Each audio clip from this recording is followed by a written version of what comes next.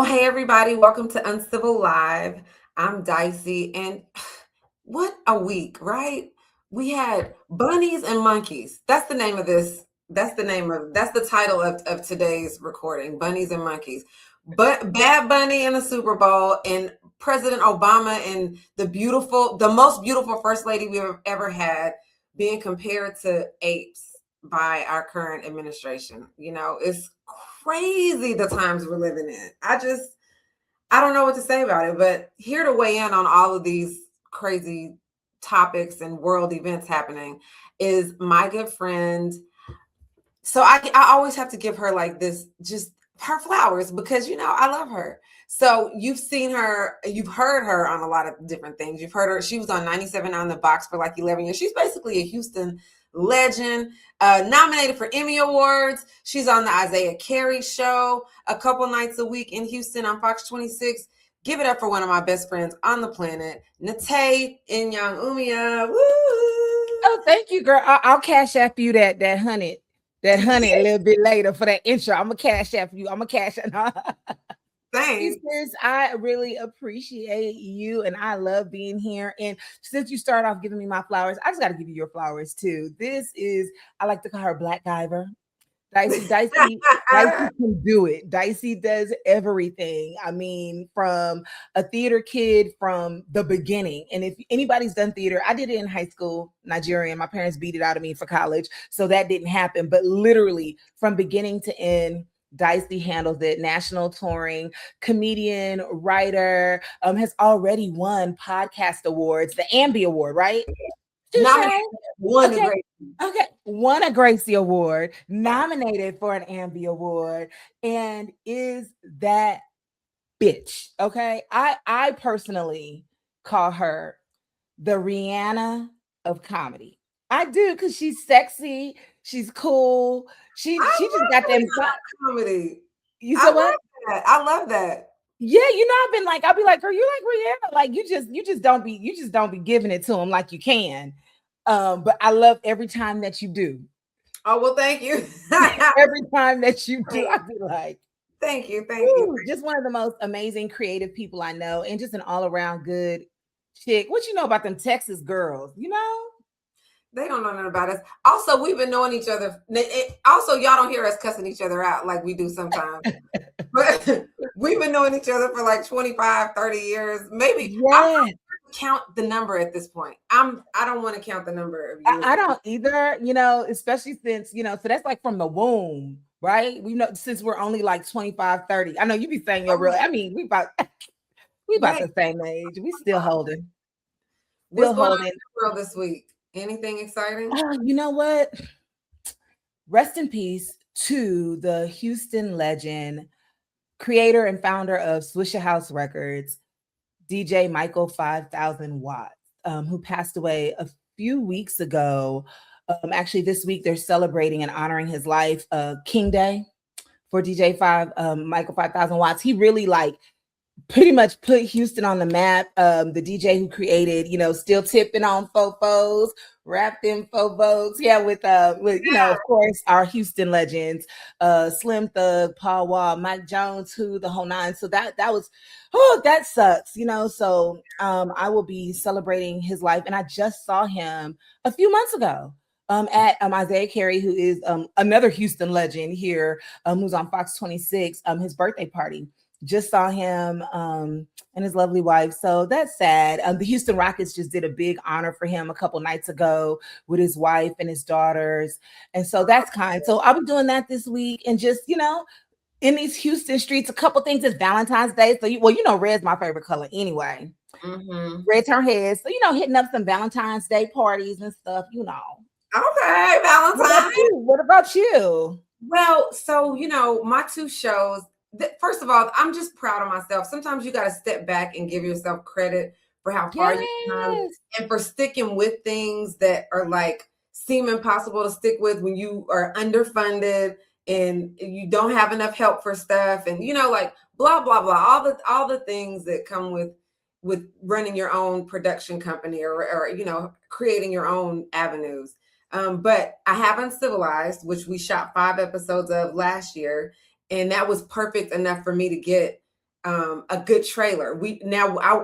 Originally I wanted to have the episodes all on YouTube, but it was, a couple of issues with the sound and like other things for other episodes. I never got everything I wanted into one episode.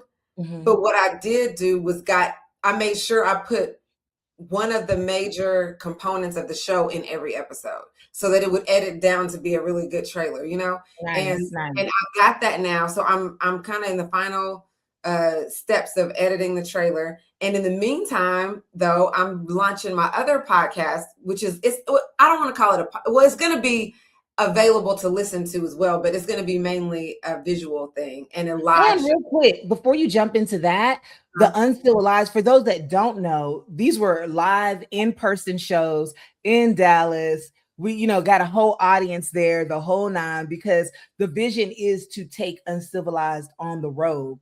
We had, Frank Mocha performing. It was just super dope. So those are like in live shows. Just won his first Grammy Yes, award. just won a And he's our resident. Grammy. Dos Negros is our resident band now. Yes. Oh yeah, Dos Negros, my Niger brother. So those were in-person shows, and then y'all got to check out our Instagram to check those out. So that's just one of the many projects that Dicey you have been producing. And so now this other show, which I'm really excited about, I cannot wait to come up to New York and check this show out. This show is called Spark Up Love. And it's basically where a couple gets to know each other over a blunt. And just real quick, oh shoot, sorry. Duty calls.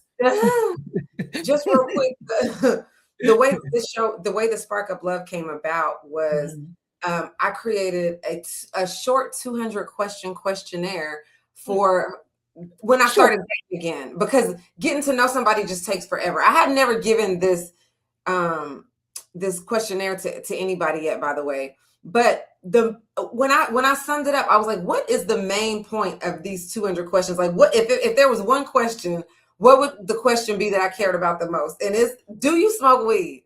And I said, well, what if instead of me giving this questionnaire out, what if I created this show called Spark Up Love, where a couple gets to know, where a cannabis loving couple gets to know each other over, or potential couple rather, gets to know each other over a joint, and it's me and a rotating celebrity co-host every time, and we'll just guide these couples through the craziest questions and games and stuff until the blunt becomes a doobie. And then it's doobie or don't we?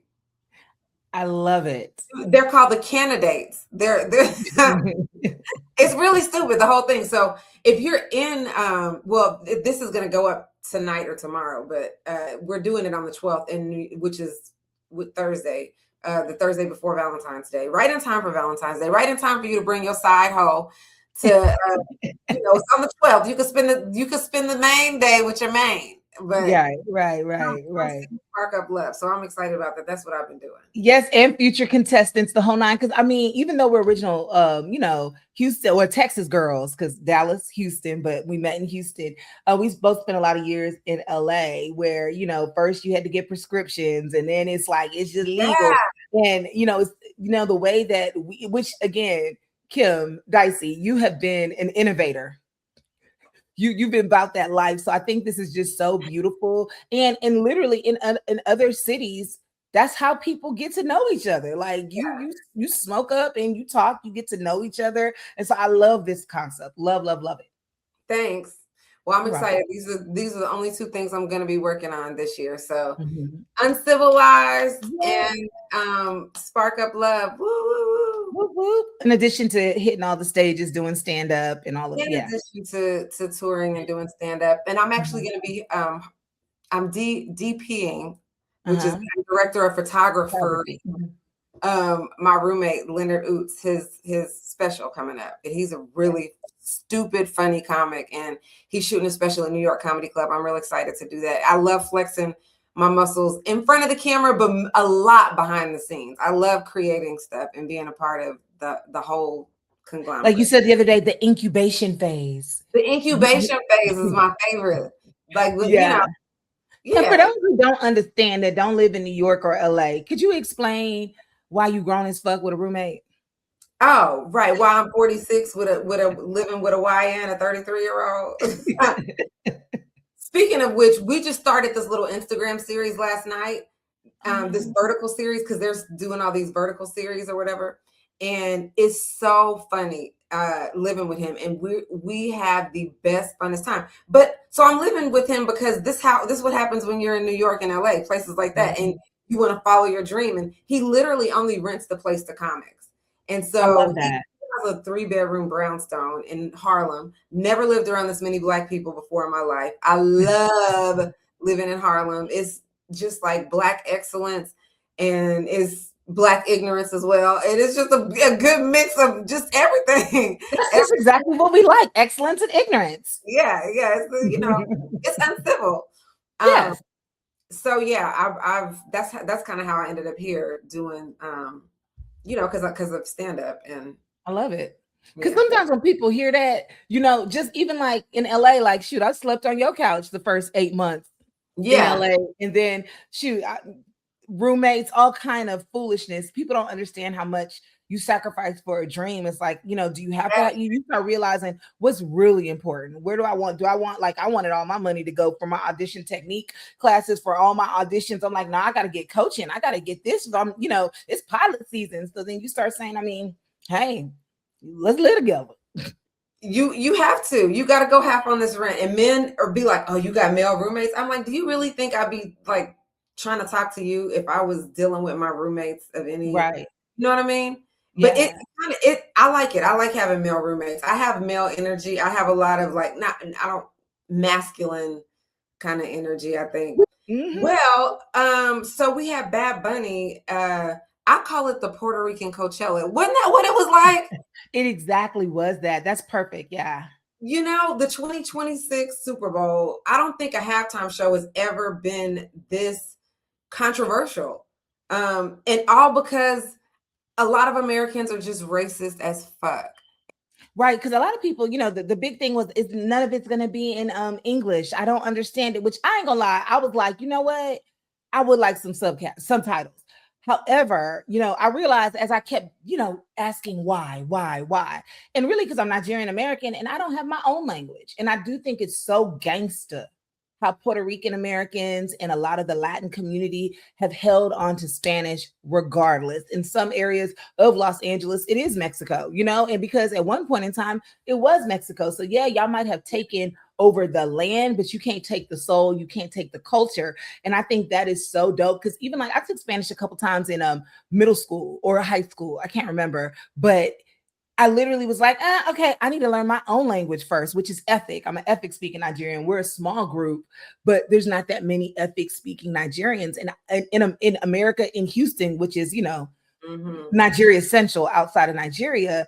And I was like, that's what it is. Like for me, it's like, well, shoot, dang, like one, I wish I had my language. I know so many first generations that lost their language. And language is culture. And that's exactly what colonizers did to Native Americans, to some Spanish, some Latin Americans, because I knew some Latin Americans in Houston and in LA who their parents purposely did not teach them Spanish Yeah, because I it's know. all about assimilation. In our case, I was born in Utah, yeah, with the Mormons, Nigerian, multiple polygamy, all that stuff, right?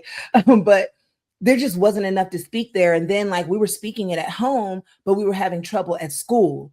And then it's like there was not a big community, so we lost it. So I feel like Bad Bunny show is resistance. I loved it. I love that for them. I still would have liked subtitles, but okay, whatever. Like, But so what for 10 minutes? this ain't I mean, You like, who cares? I'm not here. the I statement was as there. fine as Bad Bunny is, I wasn't gonna be reading no subtitles. I'm not taking away from looking at his fine ass. He came out looking just like a whole True. vacation. Like, Look, true. I probably wouldn't have been reading those subtitles. and he's jamming. Like he has like hip hop beats, like Afro kind Yeah. of beats. So Yeah.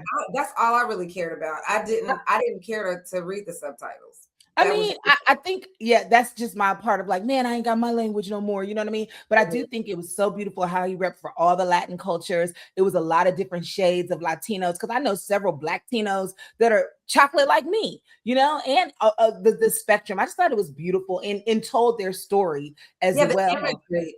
of the imagery of oppression and colonization, and I don't we it's time. This is history, and I don't. And my whole thing is the colonizers won. So what are they so mad at that we want to dissect this and bring it back around and talk about it and not ignore it? Like, it's not like we're celebrating it.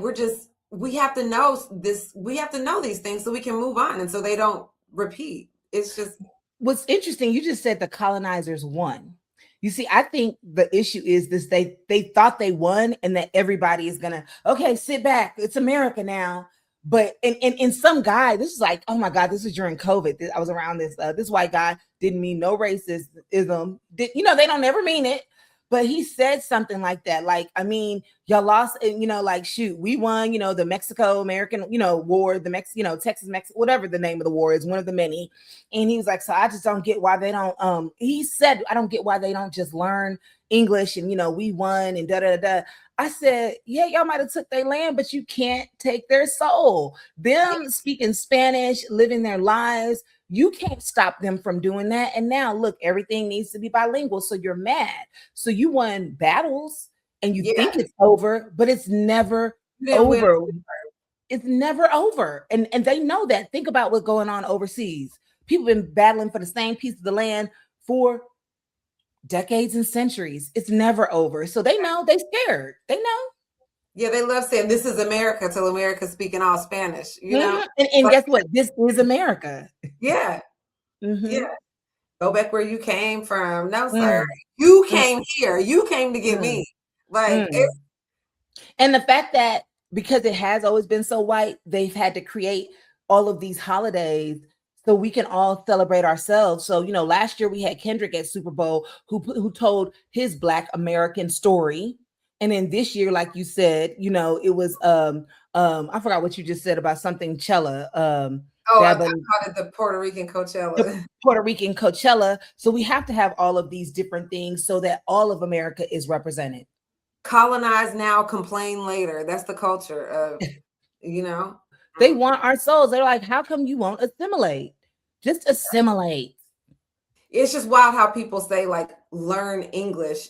And this is literally a place that America invaded. That's like breaking into somebody's house and being like, oh, I hate this furniture in here. Like, the audacity. The caucasity. The caucasity. Yep. I survived Super Bowl without subtitles.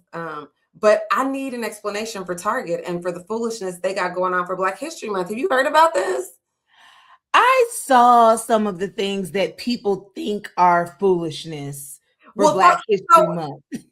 Look, Target said no more DEI. I think DEI now stands for do everything ignorant. Like, come on. I got a video. Okay, let's see. I said what I said. Nothing like a sassy Black woman to start the morning off. Oh. Afro picks and combs. Cool. Bill Cosby's sweater. All right. Oh, shit. Roots, the bag.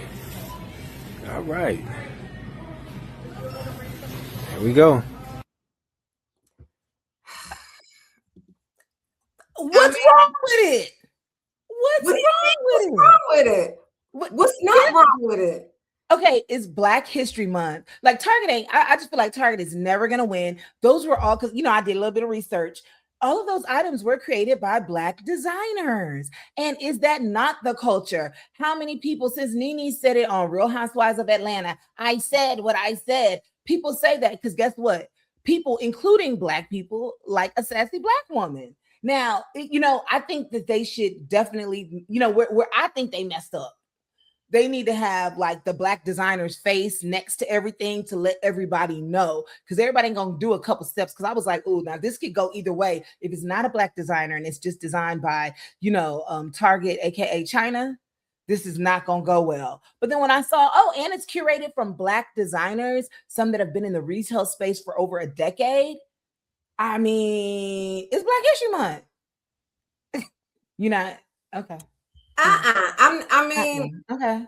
That's like saying let's support local restaurants because you ordered Uber Eats, but it's like the middleman is still the one that's benefiting from this whole thing.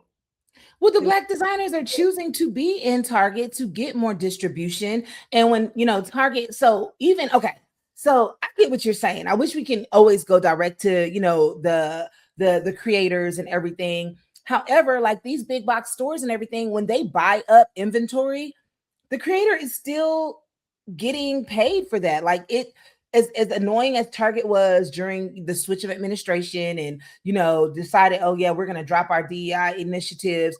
They said they were going to reinstate it. I don't know how we check everything. However, these Black designers have decided to partner with Target, and I will still purchase Black owned, products from Target if it's available and I need something there. That's just, that's been my stance. I don't know.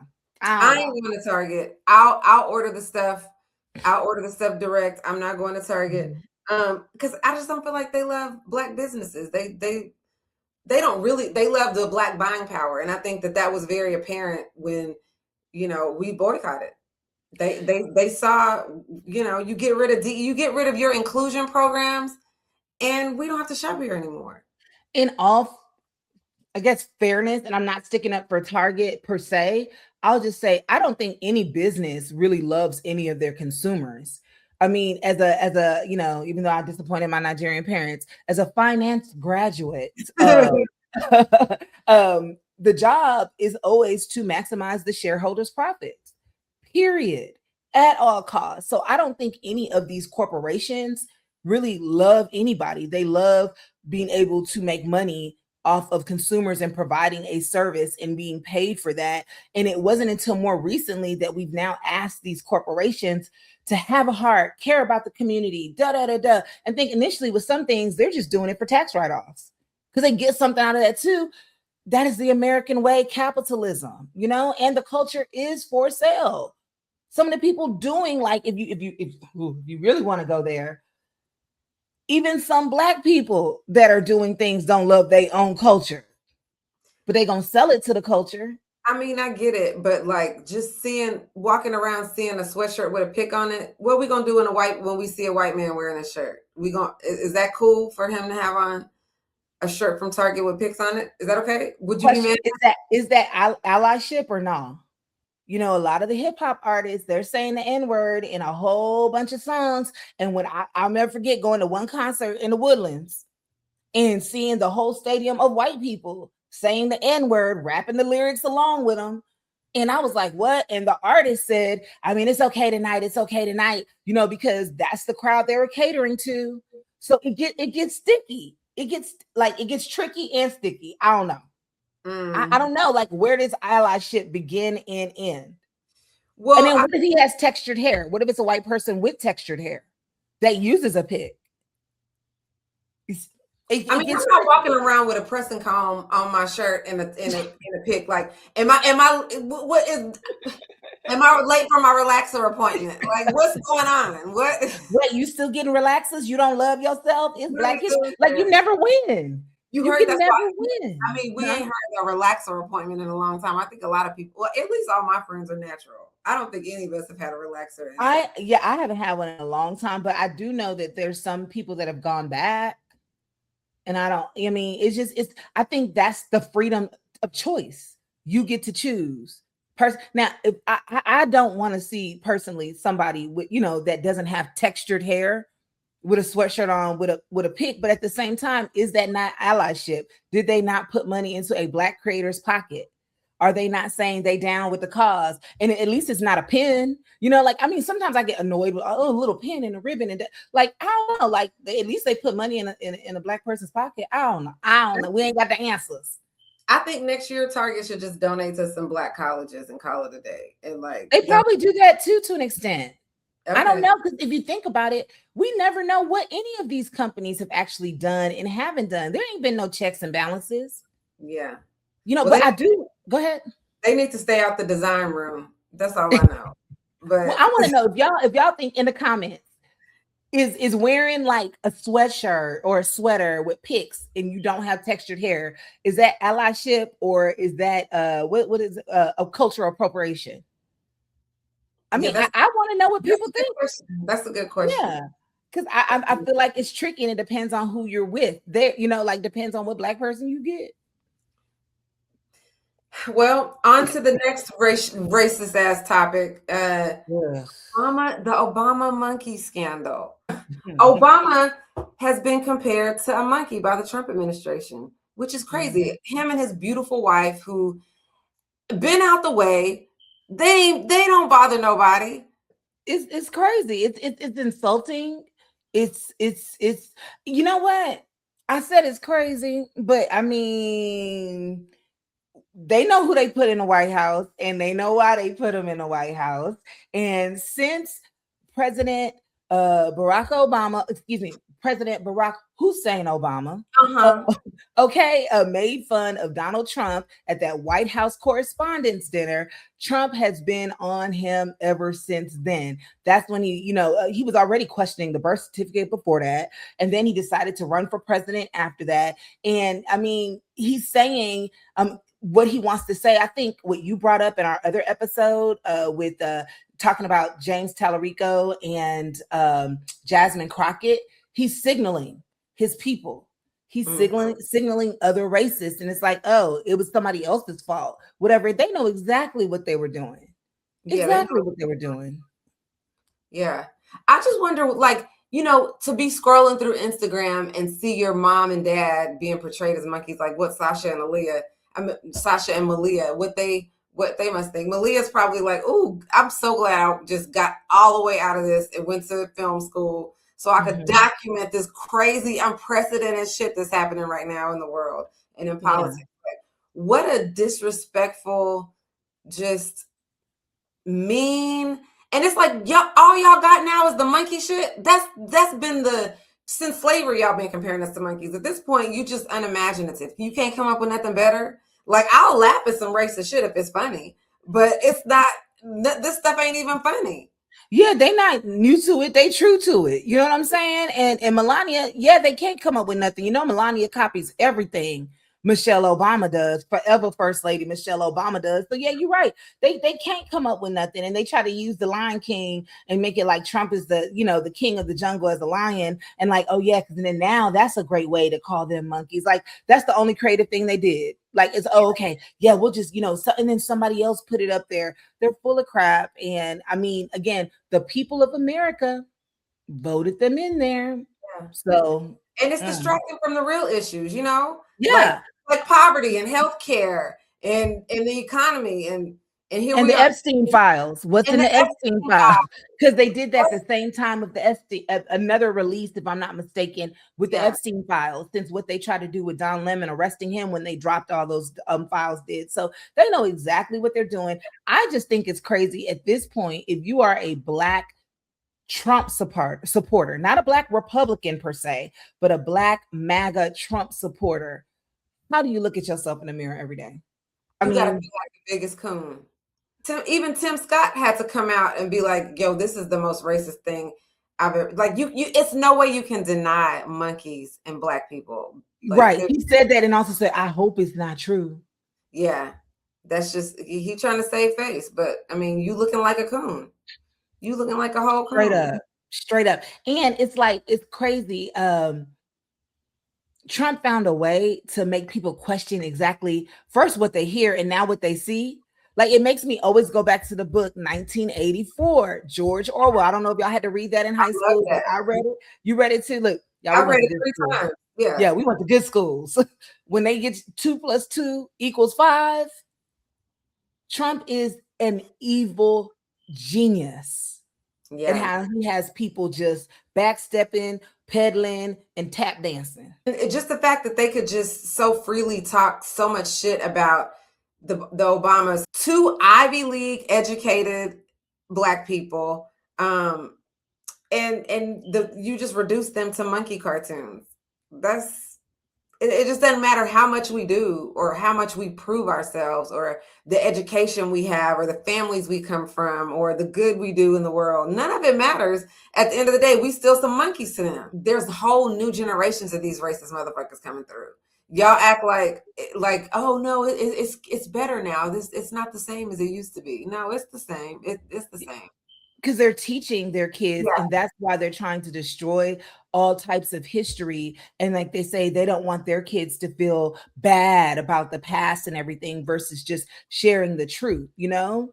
Well, I think the moral of this story is they're just mad that a Black couple ran the country for 8 years very successfully with no scandals, no indictments, no spray tans, none of that. Just we did that, and that was like a renaissance. That was a new age Black renaissance to me when the Obamas were there, and it was just a beautiful thing because they are they're a Black family, but they're an American family, you know. Yeah, and absolutely. it was, yeah. So this is America. This is America. Mm-hmm. All right. So on to the next racist. When are we gonna be done with this? Oh, Maryland's Governor Wes Moore uninvited to the White House dinner, the White House governor's dinner. When is this administration gonna stop running things like it's a toxic group chat? Okay. Never, because that's what they do, and that's why they stuff be leaking. That's what they be leaking. Once one person says something you don't like and it's blocked, we removing this person. Like, yeah, group chat energy is. I mean, at this point, I laugh at a lot of things because you're not gonna steal my joy. You're not gonna piss me off like for the whole day or whatever, or have us feeling low, because that's what racist people want. You know, and you're just not going to do that. But what I do love is that so many of the other governors stood up and stood behind Governor Westmore, because this whole governor meeting is supposed to be bipartisanship. Like all the governors from all the states and territories come together. And like Governor Westmore, isn't he like the vice president or something, or vice chair or something of that group? But so, you know, Trump went even further though, and just uninvited all the Democratic governors. So now no Democratic governors are going to the governor, to a bipartisan something that's probably happened every year since the presidency. You know, you uninvite half of the country, basically. You uninvite all these people who represent millions and millions and millions of Americans. That's crazy. You know what? It's not even crazy, because he said he was going to be a dictator on day one. It's like people, they didn't believe him, you know, especially think his first term was crazy. Again, he's only beat women. That's the only people he's ever beat for the presidency. And so when he won again this time, it's like they had Project 2025. He's been saying, hey, y'all vote for me this one time, you'll probably never have to do it again. Like they've been writing the playbook out. They're trying to figure out every single kind of way. So unfortunately, I don't really think any of the things that he's doing is crazy. He's really like, I'm going to do what I want to do. Yeah. Stop me if you can. Yeah. It's definitely that. It's still just it's so unfortunate. And like we got to get if you're a Black Trump supporter out there, or if you know Black Trump supporters, please, we want to talk to them. We're not. This is not a hostile environment, as you can see. We just want to talk and we want to understand, because I really want to understand, like, how can you overlook racism against your own race? Now, being a Republican, I understand conservative values, but at this point, the only thing that's conservative about Republicans is y'all conservative on paying taxes. Everything else, nothing else fits under conservatism, unless we're saying conservative also means racist. Yeah. No, I feel like that is now a code word for racist. Conservative. Yeah. And all the people standing behind them just being quiet because they're like, well, I still want my tax break. But like with the racism, I can't rock with that.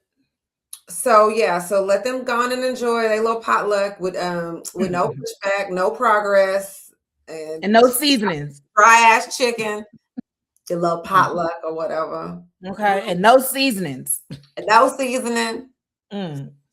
Well, on a brighter note, the Winter Olympics is happening in the 2026. Why can't I ever say 20? The 2026 Winter Olympics is happening. And there's a real standout designer who designed all the uniforms for Haiti. Have you seen them? They're hand painted, like These So are beautiful. gorgeous. Y'all should Yeah. Google some more images of these if you haven't already. But basically, they wanted to honor Toussaint Louverture, who is a Haitian general responsible for a slave revolution, basically, in Haiti. And he's a big reason why they were a free country, like one of the only free countries in the Caribbean. But the International Olympic Committee on January 4th said it was political propaganda. And basically, a nigga that freed some slaves, having him painted on these uniforms was just like political propaganda. And they told her that she had to remove all of the images. So, literally 4 days before the Olympics, she removed all of the images of him, but not the horse. So that she left the horse. And she said that like that imagery of him not on the horse, everybody knows that painting. And so the imagery of him not on the horse spoke louder than him being on the horse ever could, which I think is so powerful. But like clearly these are the best designed costumes that we've ever seen in Olympic history. I don't give a fuck. The designer is Stella Jean. Yes, Stella Jean. I think it's Jean. You can say Jean or Jean. I think it's Jean, the way that it's French. So I think it's pronounced Jean. Stella Jean. Girl, look, I'm just a Nigerian American who, was born in Utah. Our people was colonized to, raised in Texas. I'm doing the best I can. Stella Jean. Stella Jean. Stella Jean. Or actually, it's Jean, because look, you ain't. No, I'm just playing. Look, you French people. I ain't gotta say it your French way. I ain't gotta say it your French way. Salmon. Stella Salmon. Okay. It's whatever's gonna be good on my plate. Okay. But no, seriously, like as you were saying, I love like really art, music, design has always been another form of resistance and rebellion and telling our stories. And they don't want us to know our stories because that invokes pride. Like it's so powerful when you know who you are and where you come from. And they just trying to stop that. And I love that she left that horse. That gave me chills when you were telling that, because it's like, look, and y'all still trying to do it. Y'all still mad. Yeah. Y'all still mad. You still mad. You still mad. And our uniforms look better than everybody else. And they everybody. Killing it. They hate it. Also at the Olympics, Erin Jackson, she's the first Black woman to ever bear the flag at the Winter Olympics.